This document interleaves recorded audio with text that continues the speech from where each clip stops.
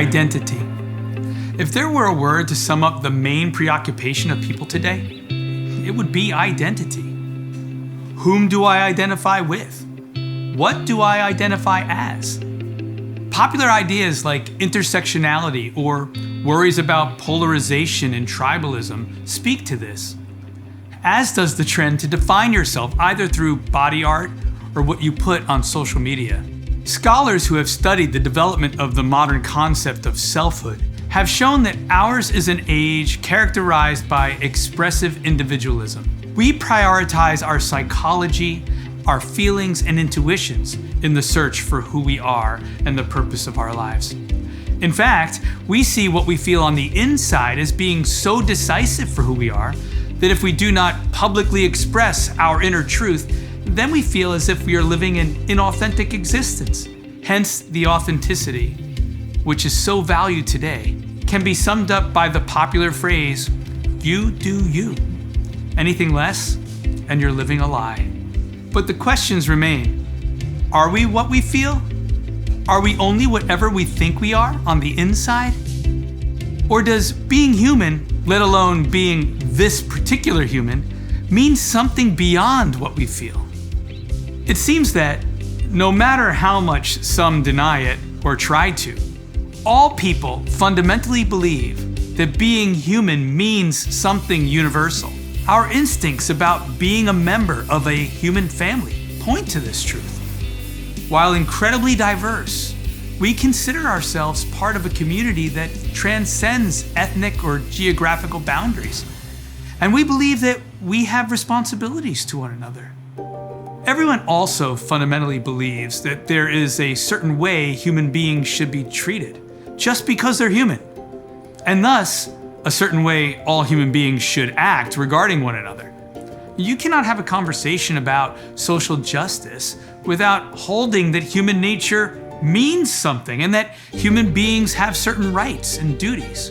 We believe there is a certain way human beings are supposed to behave, whether they feel like it or not. We measure the good human beings from the bad ones by this very yardstick. Human beings also know that, in addition to what we are on the inside, what we are on the outside matters. Our bodies are an essential part of who we are and are us. If we're hit, we protest, "Why did you hit me?" If we fall and get injured, we shout for help, "I am hurt." We know that human nature is not exclusively what we are on the inside. True, there is something spiritual about us, the part that is unseen, but there's something physical about us too, the part that is seen. It is the body that makes visible what is invisible. It seems there has been a certain disembodying of the human being in this age of expressive individualism. There has been what could be called a splitting of the atom, the biblical name for the first human being, which translates simply as man. We've lost an integral vision of the human person.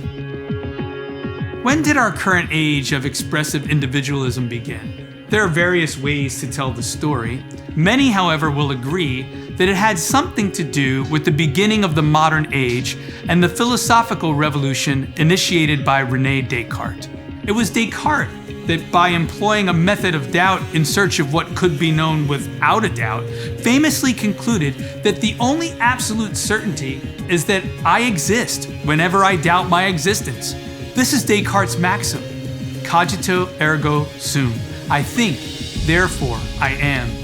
Descartes went on to effectively split the universe into, placing on one side mind, pure consciousness, that which thinks, and on the other matter, pure extension, that which occupies space and possesses physical properties. To Descartes, matter has no built-in meaning and can be manipulated to serve whatever purpose human beings, as thinking things, decide. The denial of inherent purposes in nature is itself a problem. But the bigger problem was seeing the human body as mere matter, as something a person inhabits or possesses instead of is. If we use and manipulate the human body, and the human body is a person, then we use and manipulate persons. turning persons into objects of use and manipulation, including turning ourselves into one, stands fundamentally opposed to our dignity as persons. It creates a utilitarian mindset in which persons are used the way things are and discarded when no longer useful. Splitting the body from the person, we turn the person into an object. This is obvious in the area of sexuality, but you can also see it in modern biomedical research or in beginning of life and end of life issues like abortion and euthanasia. It is also at play when corporations treat their employees like cogs in a wheel and not as persons with dignity who deserve a fair wage and good working conditions. Instead of looking to the body for our identity, we just look inside. Today, some try to change their bodies to match their feelings. But why is it the body and not the inside that is mistaken? Why should we change our bodies to match our feelings and not the other way around? As one popular writer has opined, today Descartes' maxim has been brought to its logical conclusion. I think, therefore I am what I think I am. Part of the problem is that we tend not to see the body in a personal way, but in an instrumental way. For example, we use our bodies to gain pleasure, or we see the body almost like it's a machine, the efficiency of which we need to maximize. This can be seen in the obsession we have with working out, to the temptation to take performance-enhancing drugs. Of course, it takes time and multiple turns in history for Descartes' ideas to filter to us today. Most of us are not even aware that they have.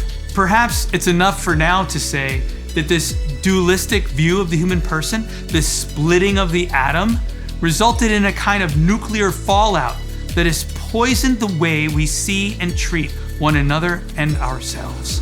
If we long to see one another as persons with dignity, if we yearn for our personal value to be affirmed and confirmed, then we need to start by regaining an integral vision of what it means to be human.